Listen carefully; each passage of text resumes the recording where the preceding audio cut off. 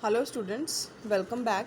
हमने अपनी पिछली वीडियो में पढ़ा था बड़े घर की बेटी के बारे में, जिसमें कहाँ तक पढ़ा था हमने कि आनंदी जो है वह अपने पति को जो है सारी बातें बताती है कि किस तरह से उसके भाई ने उस पर खड़ाऊँ फेंक कर मारी। अगर वह अपना हाथ से उस खड़ाऊँ को न रोकती तो उसका सर फट सकता था। यह सब बातें सुनकर श्रीकंठ जो है वह अपने पापा से कहता है कि अब इस घर में मेरा निर्वाह नहीं हो सकता। इस तरह की विद्रोहपूर्ण बातें कहने पर श्रीकंठ सिंह ने कितनी ही बार अपने मित्रों को आड़े हाथों लिया था, परंतु दुर्भाग्यवश आज उन्हें स्वयं वे ही बातें अपने मुख से कहनी पड़ी।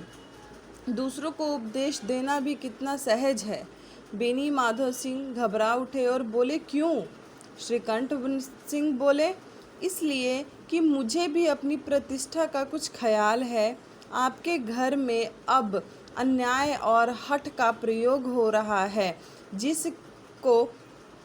जिनको बड़ों का आदर सम्मान करना चाहिए वे उनके सिर चढ़ते हैं। मैं दूसरों का नौकर ठहरा घर पर रहता नहीं। यहाँ मेरे पीछे स्त्री पर खड़ाऊँ और जूतों की बौछार होती है। कड़ी बात तक ही हो तो चिंता नहीं, कोई एक दो कह ले वहाँ तक मैं सह सकता हूँ, किंतु यह कदापि भी नहीं सहूँगा कि मेरे ऊपर लात घूंसे पड़े और मैं मुंह न खोलूं।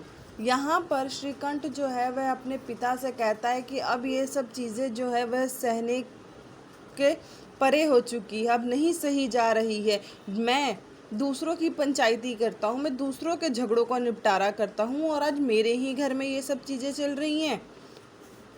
बेनी माधव सिंह कुछ जवाब न दे सके। श्रीकंठ सिंह सदैव उनका आदर करते थे।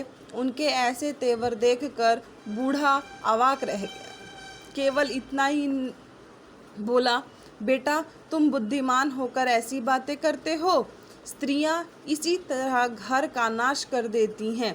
उनको बहुत सिर चढ़ाना अच्छा नहीं है। श्रीकंठ सिंह ने उत्तर दिया, इतना मैं जानता हूँ, आपके आशीर्वाद से मूर्ख नहीं हूँ। आप स्वयं जानते हैं मेरे ही समझाने बुझाने से इसी गांव के कई घर संभल गए, पर जिस स्त्री की मान प्रतिष्ठा का ईश्वर के दरबार में उत्तरदाता हूँ, उसके प्रति ऐसा घोर अन्याय और पशुवत व्यवहार असहनीय है। आप सच में मानिए, मेरे लिए यही कुछ कम नहीं है कि लाल बिहारी को कुछ दंड नहीं दूं। अब बेनी माधव सिंह भी गरमाए, ऐसी बात और न सुन सके। बोले, लाल बिहारी तुम्हारा भाई है, उससे कभी भूल चूक हो उसके कान पकड़ो। लेकिन यहाँ देखिए डैश डैश डैश दिया हुआ है, इसके बाद वह बोलते बोलते रुक जाते हैं। लाल बिहारी को मैं अपना भाई नहीं समझता। स्त्री के पीछे? श्रीकंठ के पिता कहते हैं, तुम स्त्री के पीछे उसको अपना भाई नहीं समझते? तो वो क्या कहते हैं, जी नहीं, उनकी क्रूरता और अविवेक के कारण। दोनों कुछ देर चुप रहे। ठाकुर साहब लड़के का क्रोध शांत कराना चाहते थे, लेकिन यह नहीं स्वीकार करना चाहते थे कि लाल बिहारी ने कोई अनुचित काम किया है। इसी बीच में गांव के और कई सज्जन हुक्का चिल्लम के बहाने वहां आ बैठे। कई स्त्रियों ने जब यह सुना कि श्रीकंठ सिंह पत्नी के पीछे पिता से लड़ने पर तैयार है तो उन्हें बड़ा हर्ष हुआ। क्यों उन्हें खुशी हुई? क्योंकि उन्हीं का जो है पंचायती पहले श्रीकंठ सिंह ने किया था, इस वजह से वह बहुत खुश हो रही थीं।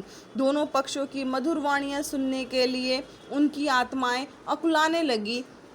गांव में कुछ ऐसे कुटिल मनुष्य भी थे जो इस कुल की नीतिपूर्ण गति पर मन ही मन जलते थे। इन महाअनुभवों की शुभ कामनाएं आज पूरी होती दिखाई दे रही थी, क्योंकि उन लोगों को था, गांव वालों को था कि बेनी माधव सिंह के घर में भी कभी झगड़ा होना चाहिए, तभी तो हमें आनंद मिलेगा। कोई हुक्का पीने और कोई लगान की रसीद दिखाने के बहाने आकर बैठ गए। बेनी माधव सिंह पुराने आदमी थे, इन भावनाओं को ताड़ गए, यानी कि पहचान गए। उन्होंने निश्चय किया, चाहे कुछ भी हो, क्यों ना हो, इस विद्वेष को ताली बजाने का अवसर न दूंगा। जो वहाँ पर उनके घर में जो चल रहा था लड़ाई झगड़ा, उस पर किसी को भी ताली बजाने का अवसर मैं नहीं दूंगा।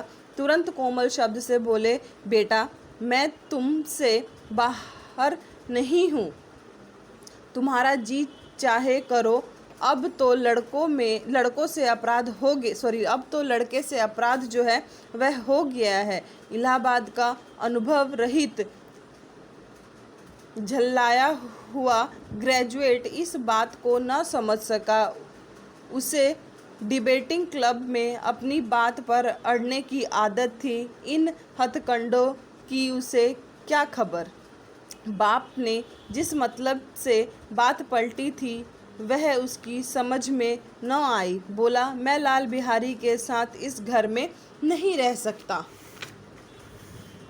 बेनी माधव सिंह ने पुचकारा, दुलारा अपने बेटे को। बेटा, बुद्धिमान लोग मूर्खों की बात पर ध्यान नहीं देते। वह बेसमझ लड़का है, उससे जो कुछ भूल हुई तुम बड़े होकर क्षमा कर दो। यहाँ पर पिता जो है वह बेटे के क्रोध को शांत करना चाहता है और बार बार अपने बेटे से यही गुहार लगा रहा है, यही कह रहा है कि बेटा तुम्हारा वह छोटा भाई है, नासमझ है, तुम उसे माफ़ कर दो और इस झगड़े को जो है यहीं पे समाप्त कर दो। स्टूडेंट, इसके आगे की जो कहानी है वह हम नेक्स्ट वीडियो में पढ़ेंगे।